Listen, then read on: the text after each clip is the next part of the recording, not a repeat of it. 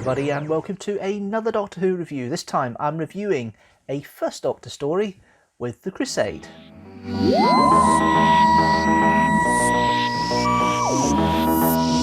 As always with all of the classic series, I have in front of me here the television companion, and here is the plot synopsis for this story. The TARDIS arrives in 12th century Palestine, where a holy war is in progress between the forces of King Richard the Lionheart and Saracen ruler Saladin. Barbara is abducted in a Saracen ambush, and the Doctor, Ian and Vicky make their way to King Richard's palace in the city of Jaffa. Ian is granted permission to ride in search of Barbara, the King knighting him Sir Ian of Jaffa to fit in for the role, while Vicky and the Doctor stay behind to try and avoid getting involved in court politics. King Richard secretly plans to marry his sister Joanna to Saladin's brother Safadin in order to bring the war to an end, but Joanna finds out about this and refuses. The Doctor and his young ward are forced to flee after making an enemy of the King's advisor, the Earl of Leicester. Ian has meanwhile rescued Barbara from the clutches of the vicious Saracen Emir El Akia.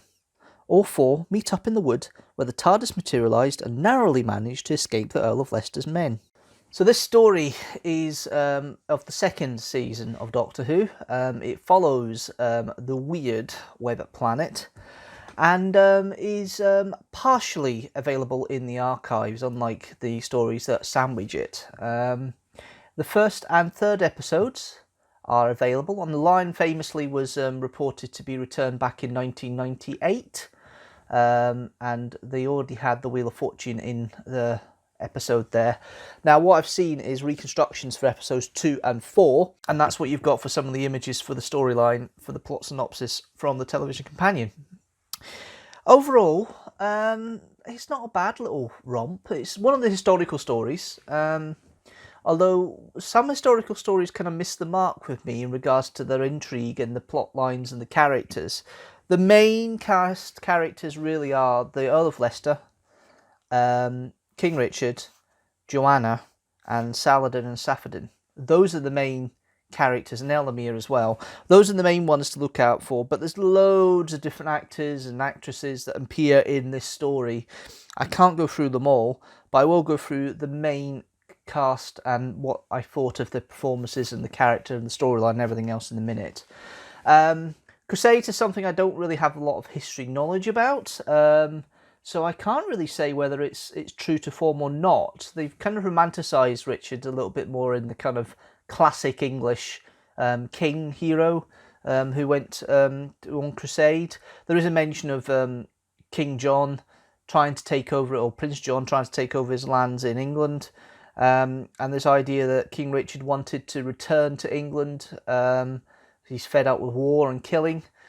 Slightly out of character, I think, from the real Richard, but do you know what? When you've got somebody like Julian Glover playing him, you kind of believe anything, to be fair. Looking at the characters, of course, you've got the main four. You've got the Doctor, played by William Hartnell, and it's an interesting performance from Hartnell. It's not the grumpy, grouchy, moody First Doctor that you see in the early stories. It's more of the mischievous side that you see more that develops in later Doctors. The best bit for me was not just so much the fact that the Doctor was actually trying to sword fight in the first episode when they get ambushed by the Saracens, but also the bit when he's trying to get all the clothing, nicking the clothes from Ben Dahir, the merchant, in the market, for Vicky, so she can be dressed as a ward. And I thought that quite clever of the Doctor, and it shows the clever, smart side of the First Doctor instead of this authoritarian side that he's mostly associated with, and that's a nice subtlety there, and Hartnell plays it very well. It's good to see the establishment-esque side of the First Doctor here, because he does play a kind of establishment type role when he's been the advisor to King Richard and the plans that Richard has, which I thought was quite intriguing overall. And actually, you can tell that he's still the fine fettle. There's very few fluffs. In fact, I can't recall any fluffs in this one. He's actually managed to get through the story without much issue. I think, to be fair, they are scripting it more to his foibles, so if there is any occasional fluffs in that, they've covered it in the way it's been scripted. But certainly, it's a very strong performance from the First Doctor here from William Hartnell, and certainly one to watch with the 2 episodes you can see. Obviously the reconstructions are audio, so you only get so much from the performances there, but from the 2 visual episodes that are available, certainly a strong performance. You've then got Vicky, played by Maureen O'Brien. She's more a traditional companion in that respect, in regards to having been with the Doctor, being like the child, the young person who's been cared for in a kind of grandfather way with the Doctor, and the relationship she has with him. She sticks with him all the way through. Vicky isn't known of venturing out on her own, really, in these stories when Ian and Barbara are about. She does have a bit more independence about her in later stories, which I hope to review very soon. But this one, she's kind of at the Doctor's side most of the time. It makes me feel like, obviously, you've got a cast of 4 main characters, and you've only got so much plot you can deal with. And it really shows that Vicky's really attached to the Doctor most of the way, which is disappointing. But I mean, to be fair, Maureen O'Brien plays it with grace and plays it well, so you can't really complain there. The 2 characters I always enjoy of this period are Ian and Barbara. This time round, it's not as good a light for Barbara as it has been in other stories I've seen and reviewed for her. She's a bit more being taken for a ride, basically. She gets kidnapped by the Saracens in the very first episode, and spends her time between Sarafin and Saladin's court in Jaffa, and then also in Jeddah later on, when Elamir takes her with him to Elamir when he returns there, or to Jeddah when he returns. So she's kind of been bounced about a bit. There's a bit of a good bit of Barbara when she's got her own self-sufficiency and works on her own, and works the character I like of Barbara when she is taken in by Haroun to help hide her once she has been escaped the guards from El Amir, once she arrives in Jeddah. There was a bit of self-sufficiency there. Her principles are there as well. For somebody who's supposed to be a history teacher, this is obviously not a period that she's really known about, because she does recognise a couple of elements, but I don't think she fully... It's not really explored that much if she fully embraces the period and has knowledge about it like she would be in the Aztecs, which I've done a review for before. The one who's out of place here just a little bit is actually Ian, played by William Russell. Don't get me wrong, William Russell is superb as always, but he's very much the man who's trying to find Barbara for most of the time. He's with the Doctor and Vicky for the first part, and then he goes off after being knighted to find Barbara in Jeddah. And the bit where he's in the sand, tied up, with the ants coming over to eat him. I think it's eating him. I don't know what it was. It's kind of like a bit weird. I don't quite get the reference, but maybe that's just my ignorance. But he's slightly ineffectual in this episode for that, and I think it's a shame, really. I think it is a shame, because he's the action man, but he doesn't really get much action apart from the first and last episodes, really, which is interesting. But overall, yeah, he's the one of the 4 that really doesn't get...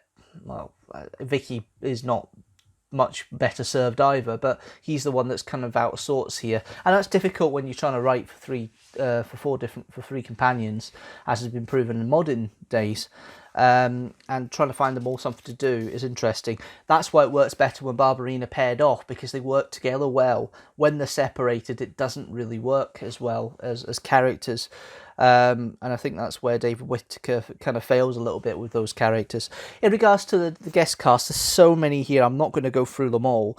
The ones I really want to go through are Elakia, played by Walter Randall. He is very stereotypical evil, very selfish. You do feel that he is the bad guy here. He plays it okay, but I think he's eclipsed a little bit by other cast members. You've then got the slightly ineffectual Safadin, played by Roger Avon, who's really the brother, who's obviously the brother of Saladin, and he's not. It's a weird one. It's a weird side with that side. It's like David Whittaker didn't have enough research about how Saladin would work. There's just the famous quirks of him being quite scheming, and he was quite he's a great ambassador and works with other people and tries to get the best out of things for him, and the compassion he showed with sending fruit when his family was ill, and the fact that he was happy to maybe do the thing with Joanna marrying Safadin when it came over to him. You've then got the two standouts for me. Jean Marsh's Joanna, her first appearance in Doctor Who, and she would turn up in season 3 as Sarah Kingdom, which she's most famous for, and then of course later on as M'Gain in Battlefield. But this is the first time that Jean Marsh makes an appearance in the series, and it's actually a very strong performance, a very strong, haughty performance. A sister who wouldn't be cowed by a king, and it's a pleasure to see what you see of her in those 2 episodes that she appears in. Although obviously in episode 2 you can't see what's been acted because it's not there, it's the reconstruction. But in the 3rd episode, yeah, it's a great little role and a great little part, and she plays it well. Julian Glover, who plays King Richard. This is the first time Julian Glover makes an appearance in Doctor Who. His most famous appearance, of course, is as Scaroff in City of Death, nearly 15 years later. But this is his first time, and you can tell there's quality there. I mean, it's played slightly Shakespearean at times with the King. It is a romanticised version of King Richard. It's not the King Richard, as I said, that I really appreciate. But it's still a very strong performance, and does command the screen when he's there. His conversation with the Doctor in the court is very reasoned.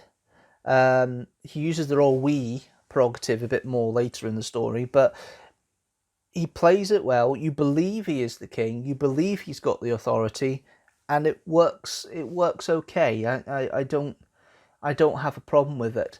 And you can see the quality there. You can see he's a good actor, and he plays every line brilliantly, and I don't have any problem with it at all. In fact, it's probably one of the better guest castings of that story. The rest of the cast are mishmash. They're a little bit standard theatre fare of this time. Remember, it's been recorded like a theatre play every week. When they do it, they have very few cuts when they're going between scenes at this point. And there's very few filmed excerpts as well, of what I understand. But there's a lot. It's just like a band of players that all come in and do it, and lots of people come in, come out, disappear, reappear. It keeps the flow going of the story, but it doesn't add much to the overall plot. It's not one that you would sit down and love every single character for. There are a few that stand out that I've mentioned, and they make the difference. But there's a lot of bit parts in here, and that's why I've not gone through most of the characters, because there's not really much to go with. Writing-wise, it's not bad. I mean, David Whittaker is very good and very strong with the futuristic stories. It's not the best of the historical. I don't think he's quite captured the time as well as he could have. Obviously, he's limited budget.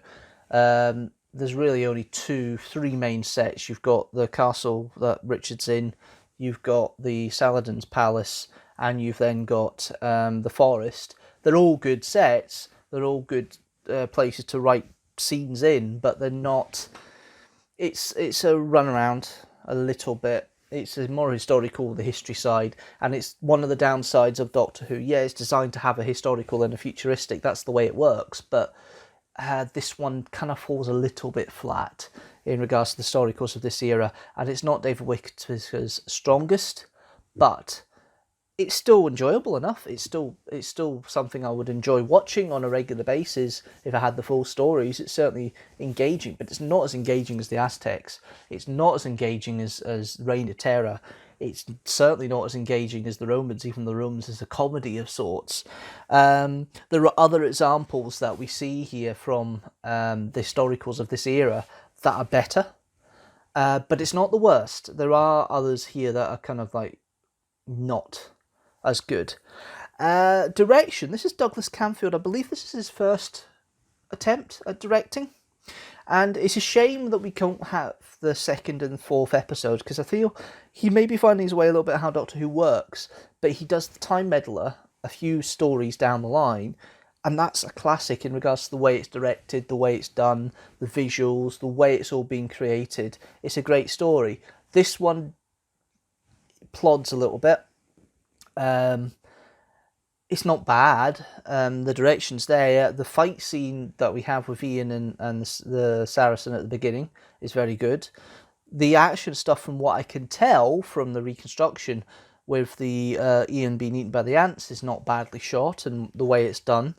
But there's very little of the action stuff that Douglas Camfield is very good at that we see here. It's more a very simple static shots of various mid shots, long shots, short, close-ups and things like that of a multi-camera setup, and you don't really get to see much of Douglas Camfield's strengths as a director, which you see in Inferno, which you see in the Time Meddler, which you see in the Invasion, which you see in the Android Invasion. These sort of stories are Douglas Camfield's calling card. This being one of his early ones, it doesn't show all the strengths of Douglas Camfield, but you can see elements there that work later on in stories he would direct later on in the series. Music-wise, I didn't realise initially it was Dudley Simpson doing his own incidental music. You can hear it though, because you've got the horns, you've got the clarinet, you've got the occasional timpani drum that comes through, but it's not overpowering. It's just really on action sequences, and when it's trying to build tension up when people are going through dark corridors or through the streets, as Barbara was at one point. That's where it comes into its own, but it's definitely trademark Dudley Simpson in regards to some of the musical instruments. Again, these sort of things, I'm talking about things that are kind of quite a bit further back than what they're most famous for. So there's definitely elements there you can enjoy, and the music doesn't overpower. This era it never does. And this is certainly a very good example of that. Overall, it's a difficult one, the Crusade, because it's only half finished. You only get half an idea of what it was like. To be fair, I wasn't drifting at any point. I was keeping and concentrating on it. It's a story that is enjoyable to watch for the episodes you can see, and it looks fine. It looks like a very standard Doctor Who story of that era, and all the cast do what they can to make it as good, and there are a few standouts as I mentioned already. But overall, is it take your brain out? No, it's not really. You need a little bit more thought. I'm going on the caution that it's not as good as the Aztecs, so it doesn't deserve to be as high as the Aztecs, which it is 3.5 TARDISes out of 5. So for that reason only, it's a high, but it still is 3 TARDISes out of 5. Let's see how that works with the rest of the stories I have reviewed so far. The Crusade sits in at 3 TARDISes out of 5 alongside the Idiot's Lantern, Battlefield, Arc of Infinity, Warrior's Gate, Silver Nemesis and 42. Time Lash is at the bottom with 2.5 TARDISes out of 5. At the top still is, with 4.5 TARDISes out of 5, The Happiest Patrol, Inferno, The Day of the Doctor, The Caves of Androzani, Tomb of the Cybermen and Dalek. That's it. Thanks guys for watching as always. If you like this video, leave a comment down below, like it and share it with the hashtag teamstructor. If you like the channel as a whole, don't forget to hit that subscribe button and the notifications bell so you know when a new video comes out. And you can be part of Teamstructor a little bit more as well by joining our Patreon. You can join from as little as $1 per month and you get all these different perks that come out depending on the tier you're on. So go check it out at patreon.com/Deanstructor. That's it for now. Next week is a no, it's not a Kidstructor, it's a Quizstructor. We're bringing that series back after me and Fraser recorded a couple of months ago, and the first one is the Generation game, so hopefully you can join me for that. New video every Sunday, general rule, at 4 PM GMT, and yeah, I'll see you next week with the Quizstructor. Hopefully you enjoy it as much as I recorded it. Until then guys, I'll see you later.